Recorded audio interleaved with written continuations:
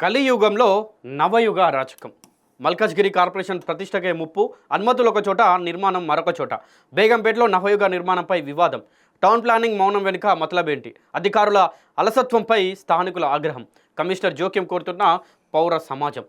ఒక కొత్త సంఘటన, ఒక కొత్త ప్రక్రియ, ఒక కొత్త ఏర్పాటు, ఏదైనా సరే కొత్త అనేది కొన్ని మార్పులకు అవుతుంది. అయితే ముఖ్యంగా కొత్తగా వచ్చిన ఆలోచన మంచికి దారితీయాలి, అలాగే సమాజానికి ఉపయోగపడాలి. ఇది ఆనవాయితీగా వస్తున్న వ్యవహారం. కానీ ఇక్కడ అంతా రివర్స్గా కనిపిస్తూ ఉంది. నూతనంగా ఏర్పడిన మల్కాజ్గిరి కార్పొరేషన్ పారదర్శక పాలన బదులు అవినీతి వ్యవహారం ఒకటి సంచలనంగా మారింది. కార్పొరేషన్ పరిపాలనా వ్యవస్థను అతలాకుతలం చేస్తుంది. ఆ కథ కమనీషు ఒకసారి చూసే ప్రయత్నం చేద్దాం. మనకు అదబ్ హైదరాబాద్లో ఫ్రంట్ పేజ్లో కనిపిస్తూ ఉంది. ఇది చూడండి. ఈమెది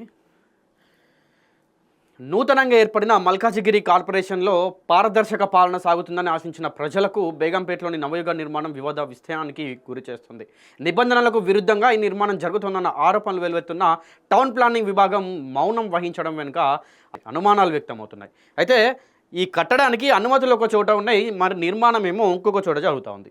బాల్నగర్ తహసీల్దార్ సమర్పించిన నివేదిక ప్రకారం ఈ నిర్మాణానికి సర్వే నెంబరు 103/1, 103/2లలో అనుమతులు తీసుకున్నాడు. కానీ క్షేత్రస్థాయిలో మాత్రం పక్కనే ఉన్న సర్వే నెంబర్ 182లో సుమారు 1 ఎకరం 8 గంటల అంటే 5,808 గజాల విస్తీర్ణంలో నిర్మాణం చేపట్టినట్టు తేలింది. అంటే వీళ్ళు తీసుకుంది 103 సర్వే నెంబర్లో, అయితే వాళ్ళు నిర్మిస్తుంది 182 సర్వే నెంబర్లో నిర్మిస్తూ ఉన్నారు. అంటే పర్మిషన్ తీసుకుంది ఒక దగ్గర, కడుతుంది ఇంకొక దగ్గర. ఇక గ్రామ మ్యాప్ ఆధారంగా నిర్వహించిన డిమార్కేషన్ పంచనామాలో కూడా సర్వే నెంబర్ 182 పరిధిలోనే అక్రమ నిర్మాణం సాగుతున్నట్లు నిర్ధారణ అయింది. దీనికి సంబంధించిన పత్రాలు, మ్యాపులు, సర్వే నివేదికను ఆర్డీఓ టౌన్ ప్లానింగ్ అధికారులకు సమర్పించినప్పటికీ ఇప్పటి వరకు ఎలాంటి చర్యలు తీసుకోకపోవడం గమనార్హం. అది అధికారుల నిర్లక్ష్యమా, లేక వారి బరితెంగింపుకు నిదర్శనమా అని చెప్పి స్థానికులు ప్రశ్నిస్తున్నారు. ఇక్కడ మండిపడతా ఉన్నారు. అంటే వాళ్ళు ఆల్రెడీ డిఆర్ఓని అవ్వచ్చు, లేకుంటే వేరే అధికారిని కలిసి ఆల్రెడీ సార్ ఇది ఈ సర్వే నెంబర్లో ఉంది 182లో అని చెప్పినప్పుడు కూడా వాళ్ళు ఇట్లాంటి చర్యలు కూడా తీసుకుంటలేరు. ఇక టౌన్ ప్లానింగ్ విభాగం మౌనం వెనుక మతలబ్ ఏంటి? ఈ వ్యవహారంలో టౌన్ ప్లానింగ్ అధికారుల పాత్రపై తీవ్ర విమర్శలు వస్తున్నాయి. ముఖ్యంగా assistant city planner ACP Shravani, CCP Pradeep Kumar ఈ విషయంలో పక్షపాతంగా వ్యవహరిస్తున్నట్లు ఫైళ్లను తొక్కిపెట్టారనే ఆరోపణలు వినిపిస్తున్నాయి.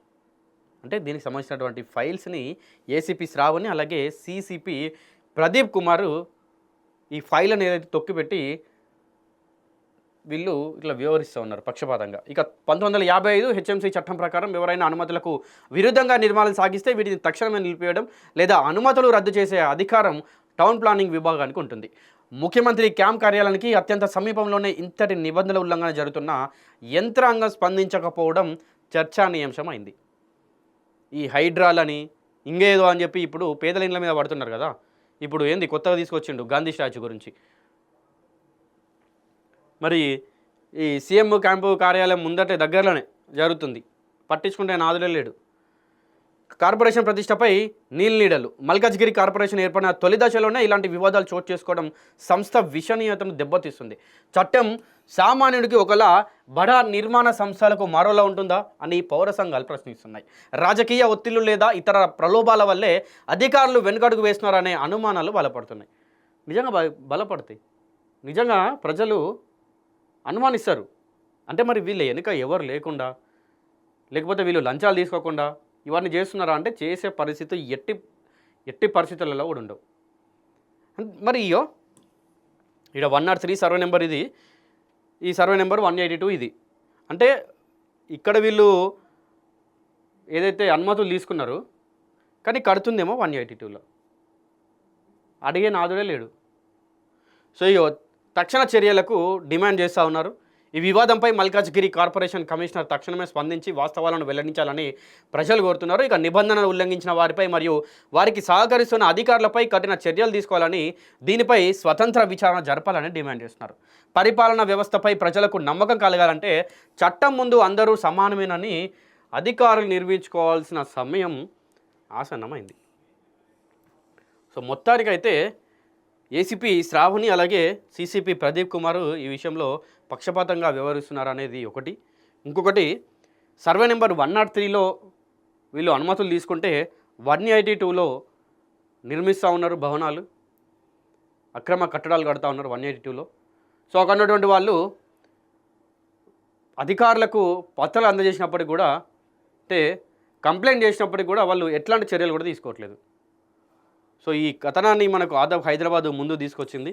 సో ఆదాబ్ హైదరాబాద్లో ఎక్కడ అవినీతి జరిగినా, ఎక్కడ అక్రమ కట్టడాలు కట్టినా, ఎక్కడ కబ్జాలు చేసినా, ఎక్కడ భూ కబ్జాదారులు ఉంటే ఆదాబ్ హైదరాబాద్ అక్కడ ఉంటుంది ఖచ్చితంగా కూడా.